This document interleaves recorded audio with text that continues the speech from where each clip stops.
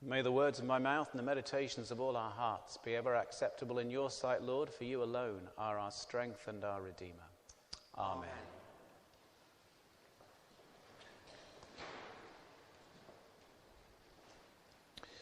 So a cathedral church dedicated to St. Edmund, whose patronal we celebrate today.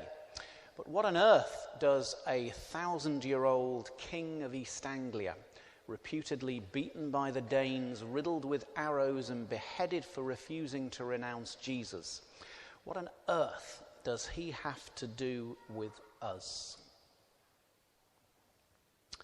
Well, the gospel for the day gives us a clue if we consider it carefully.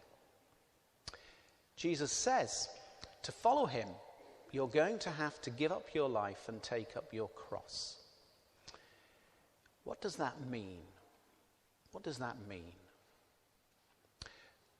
What Jesus isn't saying is, unless you suffer, I won't reward you. No pain, no gain.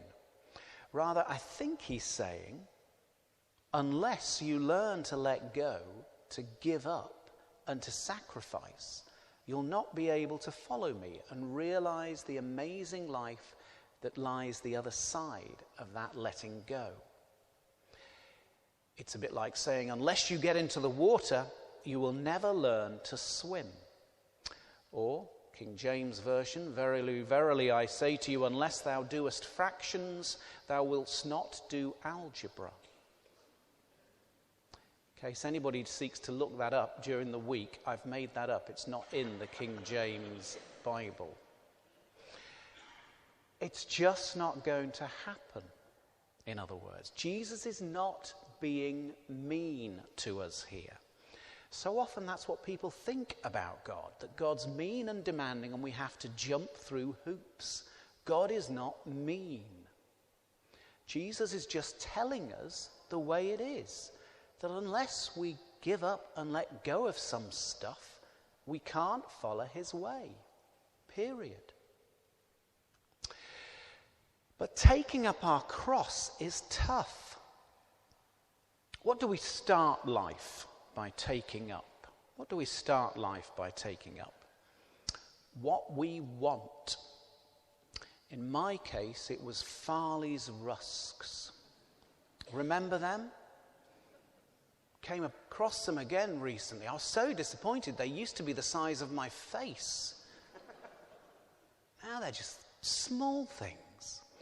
Cramming them into my mouth. And you know, if an infant doesn't get what an infant wants, things can turn nasty pretty quickly. If anyone doesn't believe we have a beast within us, check out 2-year-olds. Statistically, 2-year-olds are the most violent of people. They kick, they hit, they bite, they steal the property of others. Now, I know they do so to explore, to express outrage and frustration when they don't get what they want, but they also do so to gratify their impulsive desires. I think we might agree that this is not a great place to stay developmentally, and yet I want to, and it pleases me, are widely regarded as overriding reasons for doing most things in our culture. A recipe, you would have thought, for misery. Imagine allowing a toddler to have just what they want when they want it. What does that create? Monsters. So we do need to grow so we are not driven by our immediate impulses and desires. Otherwise, we'll never sustain a relationship, never develop educationally, musically, sportingly, artistically, and what's worse, we'll be enslaved by the crushing weight of having to get our own way all the time. It doesn't end well. Take marriage, for instance. Imagine marrying someone and then weighing it up in terms of whether it's maximizing your enjoyment over time. I married her because she was the prettiest, but now, to be perfectly frank, she's looking a bit worn. And the kids, well, they were cute as babies, but now they're more of a pain than a joy. Cost-benefit analysis suggests I leave and find a better partner. That's hardly good or healthy or beneficial. And yet I'm afraid there's a lot of 2-year-old behavior in our adult world. Take up your cross, says Jesus. This practice shatters the assumption that I want to is the single ultimate reason for action, lifts the heavy burden of having to get our own way all the time, and releases us from the unending song of ourselves. And Jesus says that in this way we can begin to be freed to follow him rather than enslaved by our unchecked, inconsistent, self-contradicting and exhausting impulses. Now you might say, well, yes, but isn't taking up our cross too costly? Well, what about the cost of not following Jesus? There is a cost to non-discipleship as well as to discipleship. Loving your enemies is costly, but hating them is very costly in terms of raising blood pressure, rehearsing grievances, and nursing resentments. Not getting angry when someone beeps their horn as they overtake you on the A14 towards Bury is costly. But even more costly is getting steamed up and tailgating them all the way to the cathedral.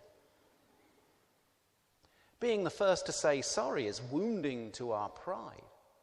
But spending the whole day sulking in a strop is even worse in terms of draining.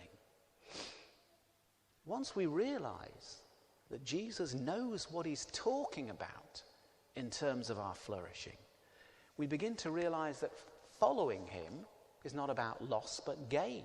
Putting his words into action is not about loss but gain. Even taking up our cross is not about loss but gain. In following Jesus, we are saying, I trust that Jesus knows what he's talking about, and I commit to his way, and this is what I'm going to aim at. Everyone is aiming at something, consciously or unconsciously: fame and fortune, career success, mindless self-gratification, getting by, whatever. The Christian says, I am going to aim at Jesus' way, which I know from Jesus is the way of true freedom, meaning, and aliveness. And some of us have been blessed to know Christians whose lives have demonstrated this aliveness. Christians who've made us say to ourselves at our better moments, I want to take the opportunity to be like that. Indeed, following Jesus' way is just the greatest opportunity we could have in this life. Jesus says so. Jesus talks about a man who found treasure in a field or a pearl of great price, went and sold everything to get it. The guy was not thinking, oh dear, how much I'm sacrificing for that pearl. He was thinking, I am so stoked to get my hands on that pearl. But you might say, well, I want to follow Jesus' way, but I keep on falling back. Sometimes deep down in our bones, we are dictated to by habits that prevent us from following. If this is the case for you, then welcome to the human race. This is a standard situation for most human beings on earth. Our bodies are running our lives by and large, and sometimes the deep down 2-year-old just rules. Take the case of Peter. He says to Jesus, I'll never betray you, not ever. And he meant it. He meant it. But when faced with men with swords and clubs, he didn't reflect on the situation and decide what to do.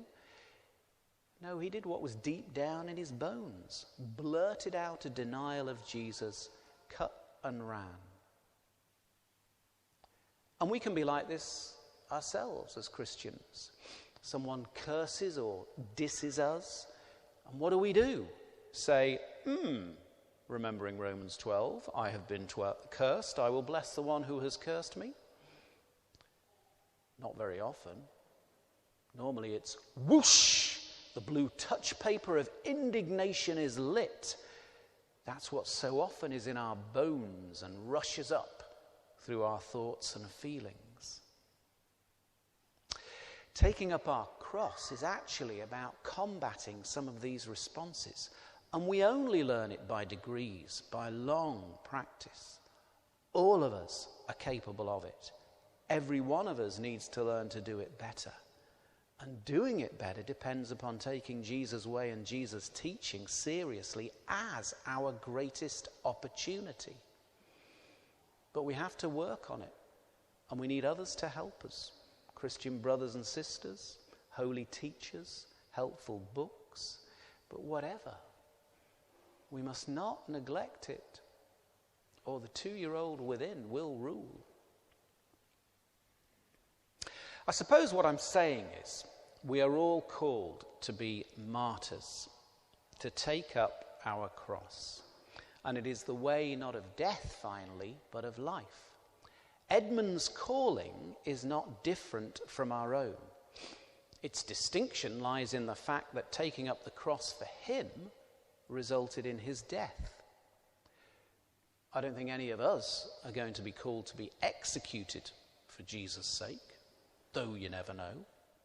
But we are summoned to take up our cross in a myriad of ways. Enduring loss and deprivation patiently without bitterness for the sake of another, making personal sacrifices for the common good, voting in an election for the sake of others rather than our own immediate benefit, making anonymous financial gifts to a particular group or community, giving over the control of a favourite project to others for the sake of that project. The list goes on. We honour St. Edmund and the holy martyrs because they witness to the truth of Jesus and the truth of this way.